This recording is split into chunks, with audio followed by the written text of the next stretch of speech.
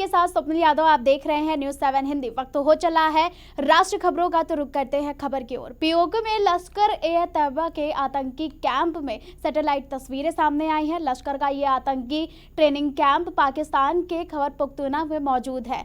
इस कैंप में लश्कर के आतंकियों को ट्रेनिंग देने के बाद लॉन्च पैड पर तैनात किया जाता है। सैटेलाइट इमेज के जरिए इस आतंकी कैंप की एक एक तस्वीरें सामने आई हैं। इस कैंप को लश्कर का जंगल मंगल कैंप भी कहा जा रहा है। वहीं इस ट्रेनिंग कैंप के नजदीक में एक मस्जिद है। ट्रेनिंग कैंप में एक लिविंग एरिया है।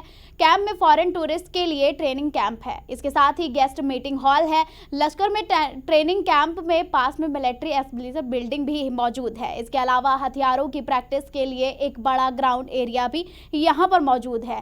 पीओके में मौजूद इस जंगल मंगल आतंकी ट्रेनिंग कैंप में मौजूद फगला बियाल लोकेशन पर आतंकियों और ISI के बड़े कमांडर्स की मीटिंग होती है, जिसमें खुद कई बार लश्कर का चीफ हाफिज सईद भी आता रहता है।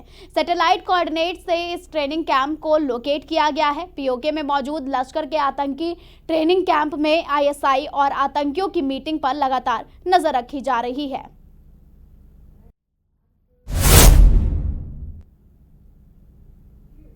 पहलगाम में हुए आतंकी हमले के बाद भारत और पाकिस्तान के बीच तनाव बढ़ गया है।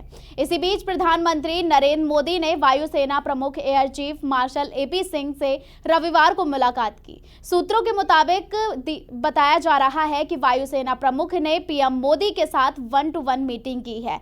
PM मोदी ने इससे पहले आर्मी चीफ और नेवी चीफ से मुलाकात की थी। नौसेना प्रमुख एडमिरल दिनेश के त्रिपाठी के शनिवार को प्रधानमंत्री से मुलाकात की और उन्हें अरब सागर में महत्वपूर्ण समुद्री मार्गों की स्थिति के बारे में जानकारी दी थी। वायुसेना प्रमुख एयर मार्शल AP सिंह के साथ PM मोदी की हुई इस मुलाकात में पहलगाम आतंकी हमले के बाद की वायुसेना की तैयारियों पर चर्चा हुई। PM मोदी और एयर चीफ मार्शल के बीच ये बैठक इसलिए भी ज्यादा महत्वपूर्ण है क्योंकि फरवरी 2019 में पुलवामा में हुए आखिरी बड़े आतंकी हमले का जवाब भारतीय वायुसेना ने जेट विमानों से पाकिस्तान के बालाकोट में बमबारी करके दिया था।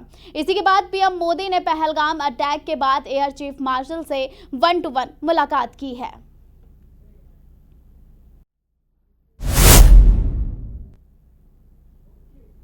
लखनऊ में इंदिरा गांधी प्रतिष्ठान में रविवार को हिंदू विश्व परिषद के नेतृत्व में धर्म संसद का आयोजन किया गया, जिसमें अयोध्या, काशी और मथुरा समेत पूरे देश भर के साधु संतों ने, साथ ही उत्तर प्रदेश की UP के डिप्टी CM ब्रजेश पाठक भी शामिल हुए।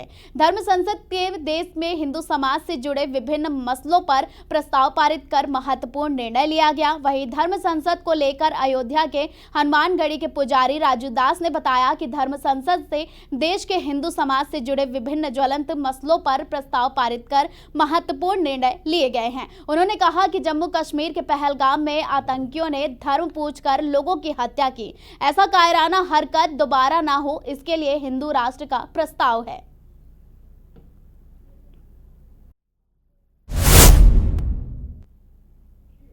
दिल्ली की मुख्यमंत्री रेखा गुप्ता ने MEDLEAR नामक एक डिजिटल पहल की शुरुआत की, जो कानून व्यवस्था और न्यायिक प्रक्रिया में पारदर्शिता और दक्षता बढ़ाएगी। यह केंद्रीकृत डेटाबेस स्वास्थ्य संस्थानों और कानून प्रवर्तन एजेंसियों के बीच बेहतर समन्वय सुनिश्चित करेगा। इससे नागरिकों को त्वरित न्याय मिलेगा और भौतिक प्रक्रिया में आसानी होगी। ये पहल राष्ट्रीय सूचना विज्ञान केंद्र के सहयोग से विकसित की गई है। लॉन्चिंग के मौके पर CM रेखा गुप्ता ने कहा कि MEDLEAR एक केंद्रीकृत डिजिटल डेटाबेस है, जिसमें समिति हाथों में एक्सेस कंट्रोल रहेगा।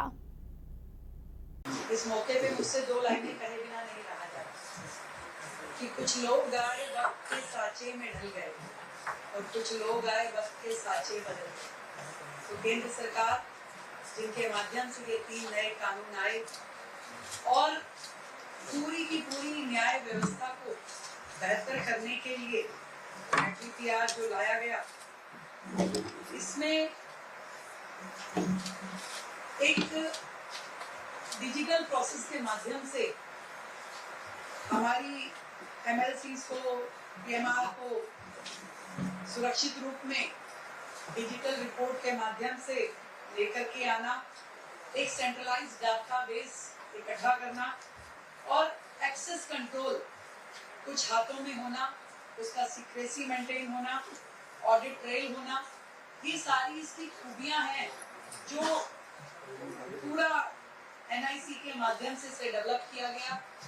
और जो हमारी न्याय प्रक्रिया में देरी होती थी और लूपहोल रह जाते थे और कहीं ना कहीं गड़बड़ और दिक्कतों की भी आकांक्षाएं रहती थी, आज इस मेडली केयर के माध्यम से हम उन सारी की सारी चीजों को कर्व कर पाएंगे। इस मौके पे मुझसे 2 लाइनें सीआरपीएफ जवान मुनीर अहमद सुर्खियों में बने हुए हैं। साल 2024 में मुनीर ने पाकिस्तानी महिला से शादी की थी। इसके बाद अब उन्हें पाकिस्तानी मीनल खान से शादी छिपाने के आरोप में बर्खास्त कर दिया गया है। अब मुनीर खान ने बताया कि मीनल खान उनके मामू की बेटी हैं और उन्होंने दावा किया है कि उन्होंने सीआरपीएफ को शादी की सूचना दी थी। मुनीर ने शादी को लेकर कहा कि हमारे परिवार के बड़ों ने बचपन में ही हमारा रिश्ता तय कर दिया था। मैं सीआरपीएफ में था। मैंने अपने विभाग को इस शादी की सूचना देने के लिए पत्र लिखा था। मैंने उन्हें 31 दिसंबर 2022 को एक पत्र लिखा, फिर उन्होंने कुछ आपत्ति लगाकर लेटर को वापस कर दिया था। उसमें शादी का कार्ड, जगह पूछी गई थी और फिर मैंने सब कुछ लगाकर सीआरपीएफ को सौंप दिया था। फिलहाल वक्त हो गया है आपसे इजाजत लेने का, तो हमें दीजिए इजाजत और आप देखते रहें न्यूज़ 7 हिंदी।